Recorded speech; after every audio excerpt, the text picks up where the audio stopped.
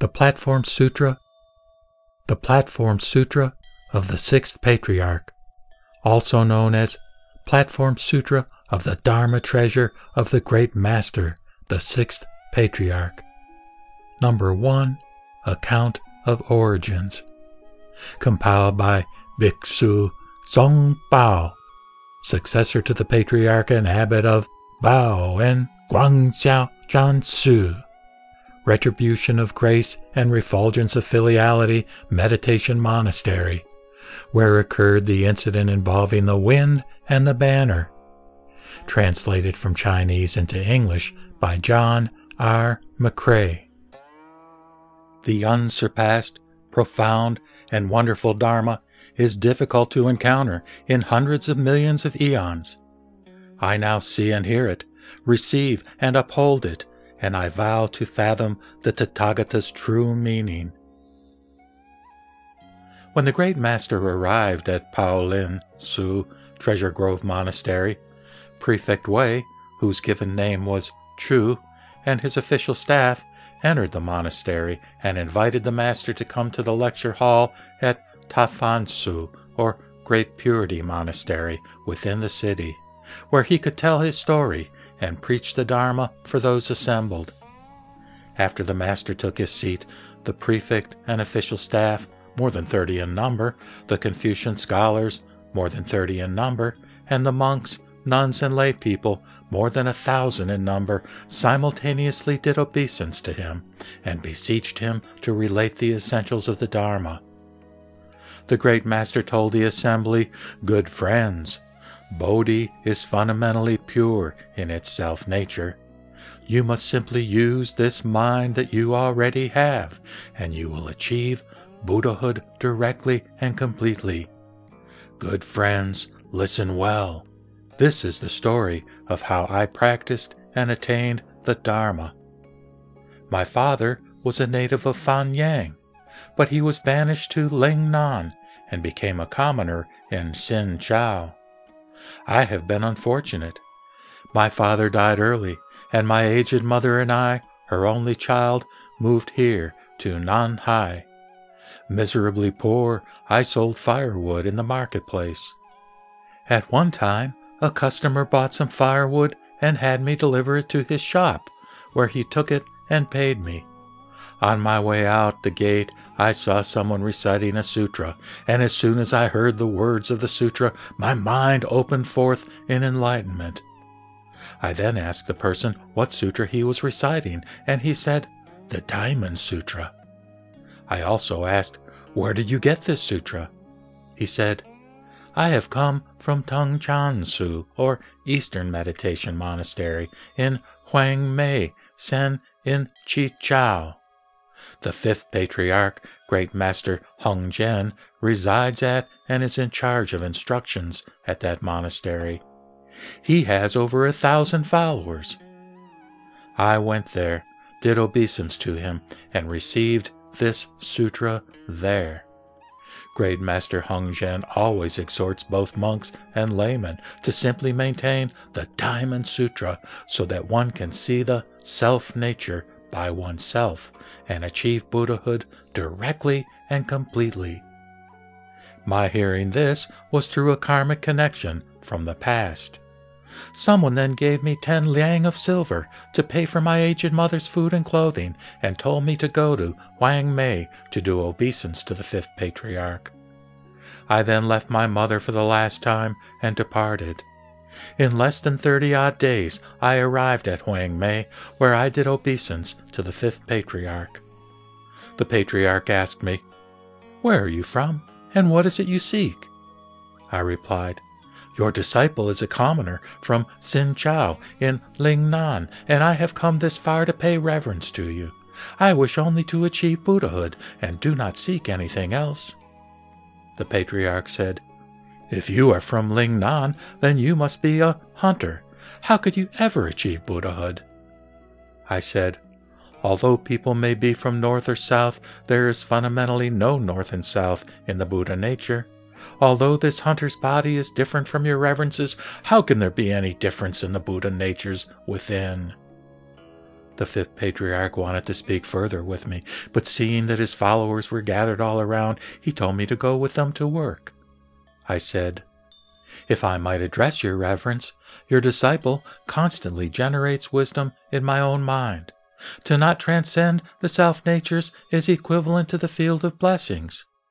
I wonder what work your reverence would have me do." The patriarch said, "Some cloud barbarians. You're very sharp. Don't say anything else. Go to the work shed." I then retired to a chapel in the rear of the monastery. A practitioner had me break up kindling and tread the hulling pestle. After more than 8 months of this, the patriarch came unexpectedly one day to see me. He said, "I thought your views might have been of use, but I was afraid there were evil people who might have harmed you. That was why I haven't spoken to you. Do you understand this?" I replied, "I understood your intentions. I have not dared go by the main hall, so as not to remind people." One day, the patriarch called all of his followers together and addressed them, saying, "I preach to you that life and death is the great concern for people of this world, but you spend all your time seeking only the fields of blessings rather than seeking to escape the ocean of sufferings of birth and death. If you are deluded as to the self-natures, how can you be saved by blessings? You should each go reflect upon your own wisdom. Taking the essence of prajna within your own fundamental minds, you should each compose a verse and come show it to me. If you are enlightened to the great meaning, I will transmit the robe and Dharma to you and make you the patriarch of the 6th generation. Go quickly! This is an emergency, and you must not delay." Thinking is of no use. He who is to see the self-nature will see it immediately upon hearing these words. If there is such a one here, he will see it even if encamped on top of a circle of knives. The assembly of followers received these instructions and retired, saying to each other, "We followers do not have to purify our minds and work to compose verses. What advantages would there be in showing anything to His Reverence Heng Zhen? The elder Shen Xu is now our instructor, and he will certainly attain the rank of 6th patriarch. If ones such as us tried to compose verses, we would only be wasting our energies." The others heard these words, and all of them gave up working on the problem. They all said, "Afterward, we will rely on Master Shen Xu. Why trouble to compose verses?" Shen Xu thought, "They are not going to submit verses, thinking that I am their instructor. I must compose a verse and submit it to His Reverence. If I do not submit a verse, how will His Reverence know the profundity of understanding within my mind? If I submit a verse with the intention of seeking the Dharma, it would be good. But if I am seeking to become patriarch, it would be bad. How would that be any different from one with an ordinary mind usurping the sagely status? But if I don't submit a verse, I'll never attain the Dharma. What a problem! What a problem!" There was a hallway 3 bays in length in front of the 5th Patriarch's hall, where the auxiliary Lu Chen was to be asked to paint episodes from the Lankavatara Sutra and a diagram of the 5th Patriarch's lineage, all for wider dissemination and offerings. When Shen Xu had finished making up his verse, he tried several times to go to the front of the hall to offer his verse in person. But his mind was in a daze, and his body covered with sweat, and he was unable to submit his verse. Over the space of 4 days he tried 13 times to submit his verse, but couldn't. He thought, "It would be better to write it in the hallway. After His Reverence sees it, if he says it is good, I will come forward and bow to him, saying that it was mine. If he says it is unacceptable, I will have wasted several years at this monastery. I will have received the obeisance of others, but what way will I have cultivated?" On that night, in the 3rd watch, about 1:00 a.m., so that no one else knew, Shen Xu took a lamp and wrote his verse on the wall of the south corridor, submitting to the patriarch the viewpoint of his mind. The verse read, "The body is the Bodhi tree. The mind is like a bright mirror's stand. Be always diligent in rubbing it. Do not let it attract any dust. After Shenshu finished writing his verse, he returned to his room without anyone knowing. Shenshu thought, "Tomorrow, if the fifth patriarch sees my verse and is pleased, it will mean I have a karmic connection with the Dharma. If he says it is unacceptable, it will mean I am deluded by the layered barriers of past karma and am not fit to attain the Dharma. The sagely intention is difficult to fathom." He remained in his room, thinking but unable to rest, either sitting or lying down. When it came to the fifth watch, about 5 o'clock a.m., the Patriarch knew that Shenshin had not been able to enter the gate and had been unable to see the self-nature. When morning came, Hung Jen called the auxiliary Lu to come paint the lineage and episodes on the wall of the south corridor. Unexpectedly seeing the verse, he announced, "There is no need for you to paint anything. I am sorry we had troubled you to come so far. The Diamond Sutra says, quote, 'All that which has characteristics is false.' We should just leave this verse here for people to recite. By cultivating in reliance upon this verse, they will avoid falling into the unfortunate modes of existence.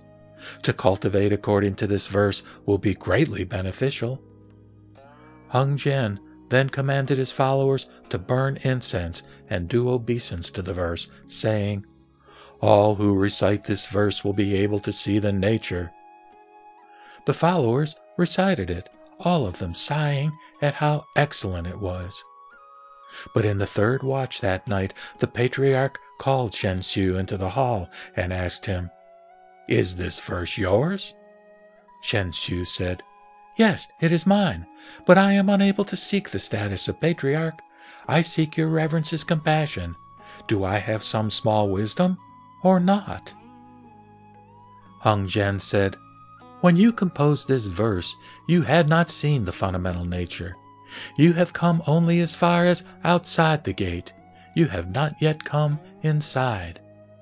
With understanding such as this, you will not be able to attain the unsurpassable Bodhi.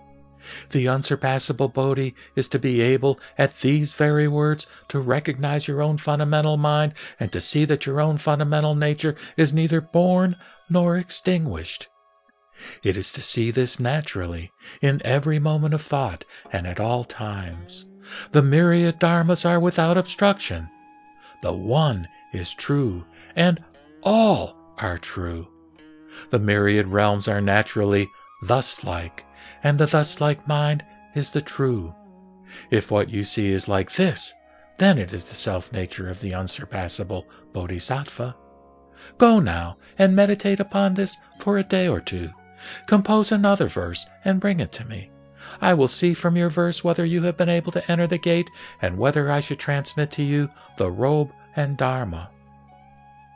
Shenshu bowed and went out, but even after several days he was unable to create another verse. His mind was in a daze, and his spirit was disturbed, as if he were in a dream, and he could take no pleasure in either walking or sitting. Huineng continued, "After a couple of days, an acolyte passed by the halling room reciting the verse. Upon hearing it, I immediately knew that the author of the verse had not seen the fundamental nature. Although I had never received any instruction, I had already recognized the great intention of the sages, so I asked the acolyte, 'What verse is it you're reciting?' The acolyte said, 'What a disgusting hunter you are! Don't you know that the great master Hung Jen has said that life and death is the great concern for people of this world, and wanting to transmit the robe and bowl, he commanded his followers to compose verses and show them to him? If there were one who was enlightened to the great intention, he would transmit the robe and Dharma and make that one the sixth patriarch. The elder Shenshu wrote a formless verse on the wall of the south corridor. Great Master Hung Jen has commanded us all to recite it, saying that if we cultivate on the basis of this verse, we will avoid falling into the unfortunate modes of existence, that it will be very beneficial to cultivate on the basis of this verse." I said, "Holy One, I have been treading the pestle here for more than 8 months, and I've never even gone past the front of the hall. I would like you to take me to this verse so that I might do obeisance to it." The acolyte took me to the verse so that I could do obeisance to it. I said, "I am unable to read, Holy One. Would you read it for me?" At that time, Chang Ji Young, the administrative aide of Chang Chao, was there, and he read the verse to me aloud. After hearing it, I said, "I also have a verse and would like the administrative aide to write it for me." The administrative aide said, "You've composed a verse? How unusual!" I said to the administrative aide, "If you wish to study the unsurpassable Bodhi, you should not make light of beginners. The lowest of the low may have the most supreme wisdom, and the highest of the high may be without spiritual intention or wisdom. To make light of others is a transgression unlimited and infinite." The administrative aide said, "Just recite your verse. I will write it for you. If you attain the Dharma, you must save me first. That is, before teaching anyone else. Don't forget what I say." My verse went, "Bodhi is fundamentally without any tree. The bright mirror is also not a stand. Fundamentally, there is not a single thing. Where could any dust be attracted?" After I finished this verse, everyone around there became agitated and couldn't help sighing with amazement. They all said to each other, "How strange! You just can't go by looks alone. Why is it always that people like that are living bodhisattvas?" Seeing that they were getting excited and worried that someone might harm me, the Patriarch rubbed out the verse with his sandal and said, "This person too has not seen the nature." Those present accepted this. The next day, Heng Zhen secretly came to the hulling room, where he saw me with a rock on my back, pounding rice, and said, "He who seeks the way forgets his body on behalf of the Dharma. Is that how it is with you?" He then asked, "Is the rice ripe yet?" I replied, "The rice has been ripe for a long time. It only lacks sifting the hulls from the grain." The Patriarch struck his staff on the pestle 3 times and left. I understood what he meant, that I should enter his room at the 3rd drum, that is, the 3rd watch of the night, about 1 o'clock a.m. The Patriarch kept his robe, or kasaya, hidden and would not let anyone see it. He preached the Diamond Sutra for me. When he reached the words, quote, "responding to the non-abiding, yet generating the mind," I experienced a great enlightenment, realizing that all the myriad dharmas do not transcend their self-natures. I thereupon informed the Patriarch of this, saying, "No matter when, the self-natures are fundamentally and naturally pure. No matter when, the self-natures are fundamentally neither generated nor extinguished. No matter when, the self-natures are fundamentally and naturally sufficient unto themselves.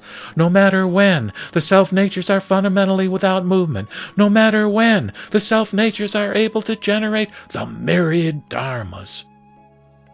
Knowing that I had been enlightened to the fundamental nature, the Patriarch said to me, "If one does not recognize the fundamental mind, studying the Dharma is of no benefit. If one recognizes one's own fundamental mind, one sees one's own fundamental nature.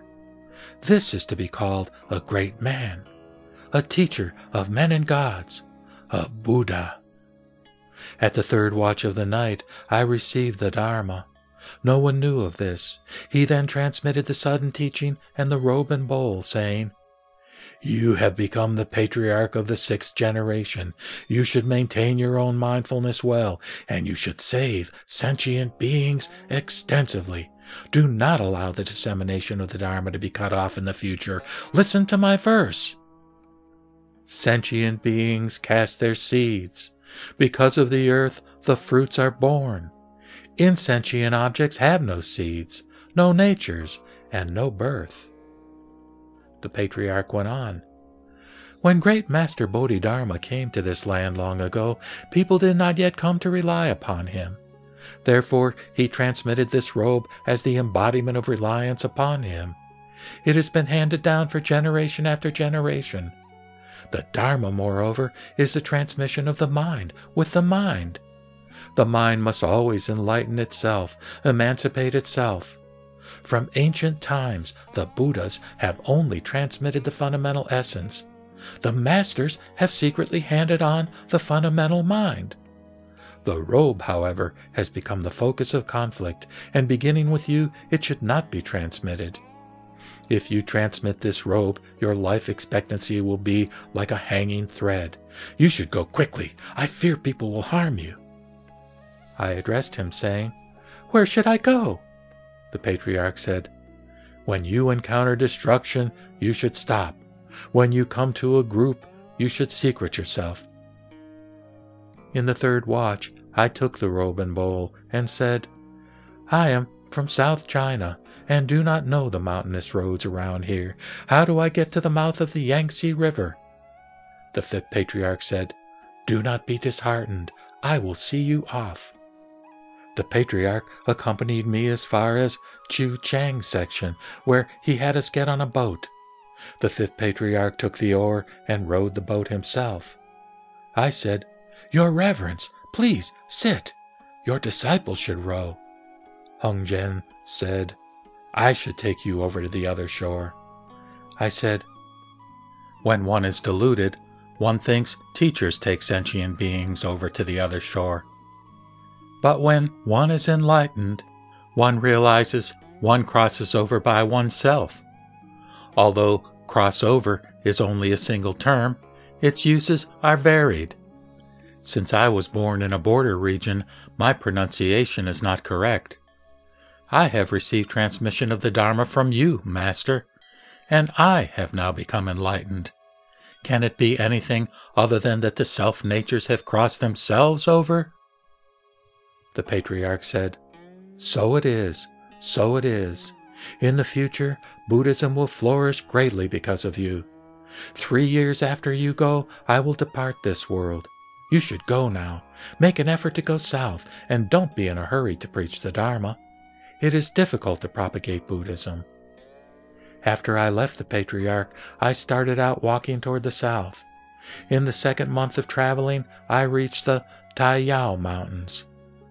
Hung Jen returned to the monastery, and for several days did not go into the hall. The assembly of followers was in doubt about this, and proceeded to him to ask, "Is your Reverence ill or discomforted in some small way?"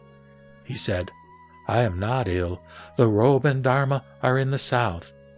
They asked, "To whom have you transmitted them?" He said, "One who is able has received them." Thus did the assembly learn of it. Coming after me were several hundred people who wanted to take away the robe and bowl. One monk of the lay surname Chen and named Huineng had previously been a general of the 4th rank. He was coarse and excitable by nature, and he really wanted to find me. He reached me before the rest of the group chasing me. I threw the robe and bowl down on a rock and said, "This robe emblematizes reliance upon the patriarchs. How can you struggle for it?" I hid in the underbrush, and Huineng tried to lift it without success. Then he called to me, saying, "Oh, practitioner! Oh, practitioner! I have come for the Dharma, not for the robe." I then came out and sat on the rock. Huineng bowed to me and said, "I wish that you would preach the Dharma for me." I said, "You say you've come for the Dharma. If so, you must eliminate the various conditions and not generate a single thought. If you do, I will preach the Dharma for you." Huineng was quiet for a time. I said, "Do not think of good, and do not think of evil." At just such a time, what is Elder Huineng's original face? At these words, Huineng experienced a great enlightenment. He then questioned me again, saying, "Other than the secret words and secret intention you expressed just now, is there any other secret intention?" I said, "What I have preached to you is not secret. If you counter-illuminate your own original face, you will realize that the secret was on your side." Huineng said, Although I was at Hongzhen's monastery in Huineng, I actually never thought about my own original face.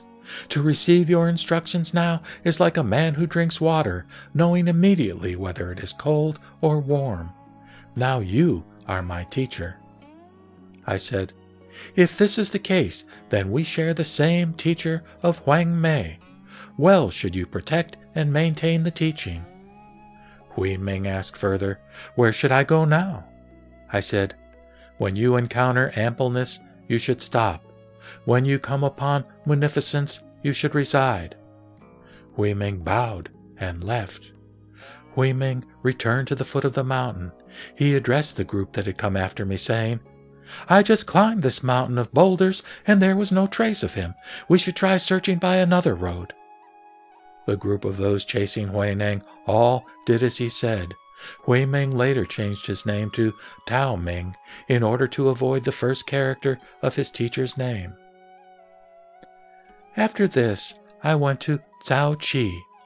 There too I was beset by evil people searching for me, and so fled to Suhui County, where I spent 15 years in all, living with a group of hunters. During this time, I preached the Dharma to the hunters when the occasion arose. The hunters had always had me guard their nets, but whenever I saw living animals in them, I set them free. Whenever it was mealtime, I put vegetables in the pot for boiling the meat. They asked me about this sometimes, and I would answer, "These are just vegetables to go with the meat." One day, I realized that the time had come to disseminate the Dharma, that I could not hide forever. Accordingly, I left the mountains and went to Fa Tsing Tzu, or Monastery of the Dharma Nature, in Guangzhou, where I encountered Dharma Master Yin Tsung lecturing on the Nirvana Sutra. At that time, the wind was blowing and the banner announcing the lecture was moving. One monk said that the wind was moving, while another monk said that the banner was moving. They argued on, so I went forward and said, "It is not the wind that is moving, and it is not the banner that is moving. It is your minds that are moving." Everyone listening was amazed. Yin Tsung had me brought up to the dai, where he examined me on the import of what I had said. Hearing me say that the discrimination of the truth did not depend on written words, Yin Tsung said, "You are certainly an extraordinary person. Long ago I heard that the robe and bowl of Wang Mei had come south. Might you be the one who received them?" I said, "In all modesty, I am." At this, Yin Tsung bowed to me and asked me to bring forth the robe and bowl to show to the assembly. He questioned me further, saying, "What instructions did you receive at Wang Mei?" I said, "I received no instructions. Hongzhen and I only discussed seeing the nature. We did not discuss samadhi and emancipation." Yin Tsung said, "Why did you not discuss samadhi and emancipation?" I said, "Because the dualistic dharmas are not Buddhism. Buddhism consists of non-dualistic dharmas." Yin Tsung also asked, "How is it that Buddhism consists of non-dualistic dharmas?" I said, "You lecture on the Nirvana Sutra's elucidation of the Buddha nature, which is non-dualistic dharma of Buddhism. Just as when the Bodhisattva king of lofty virtue asked the Buddha, quote, 'Do those who break the 4 major prohibitions and commit the 5 perverse transgressions, as well as the Enchantikas, eradicate their good roots and Buddha natures?' Close quote. The Buddha said, quote, 'There are 2 types of good roots. One is permanent, and the other is impermanent. The Buddha nature is not permanent and not impermanent.'" Close quote. Therefore, not to eradicate is said to be non-dual. One type of roots is said to be the good, and the other is the non-good. The Buddha nature is not the good and not the non-good. This is called non-dual. The skandhas and sensory realms are seen as 2 by ordinary people, but the wise comprehend their natures to be non-dual. The non-dual nature is none other than the Buddha nature. When Yingzeng heard this explanation, he joyfully held his palms together and said, "My lecturing on the sutra was like a worthless piece of roof tile or rock, while your explanation is like gold." At this, he administered the tonsure for me and asked to serve me as his teacher. Thus did I, under the Bodhi tree, reveal the East Mountain teaching. After receiving the Dharma at East Mountain, I experienced all kinds of suffering, and my life expectancy was like a dangling thread. Today, I have been able to join this assembly of the prefect, government staff members, monks, nuns, and lay people. Could it be but the karmic result of successive eons? Also, that you have been able to hear the sudden teaching just given and have gained the cause for attaining the Dharma can only be because in past lives you cultivated good roots identical to those of the Buddhas. The teaching is that which has been transmitted by the former sages. It is not something known to myself alone. I wish you would all listen to this teaching of the former sages. You should all purify your minds, and after hearing it, you should eradicate your doubts. You are no different from the former generations of sages. The entire assembly, after hearing this Dharma, joyfully did obeisance and dispersed.